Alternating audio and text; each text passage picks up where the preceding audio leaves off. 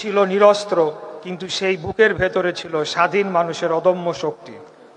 সেদিন রাস্তায় শুধু মানুষ ছিল না, রাস্তায় নেমে এসেছিল একটি জাতির বিবেক।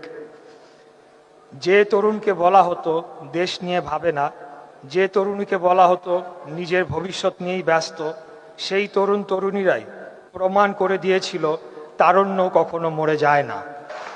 দেশ ডাকলে, মানুষ ডাকলে, ন্যায় ডাকলে বাংলাদেশের তারুণ্য সাড়া দিতেই জানে।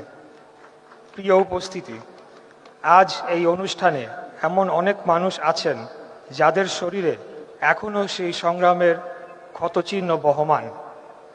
কারো হাত নেই, কারো পা নেই, কারো চোখের আলো নিভে গেছে, কিন্তু আমি জানি তাদের হৃদয়ের আলো নিভে যায়নি।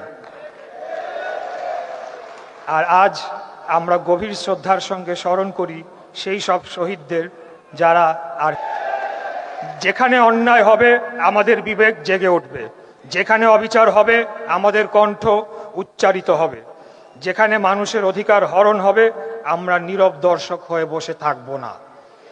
কারণ জুলাই আমাদের শিখিয়েছে ভয় নয়, সাহসী ইতিহাস বদলায়। নীরবতা নয়, প্রতিরোধকারীরাই শেষ পর্যন্ত বিজয়ী হয়। আর বিভক্তি নয়, ঐক্যই একটি জাতির সবচেয়ে বড় শক্তি।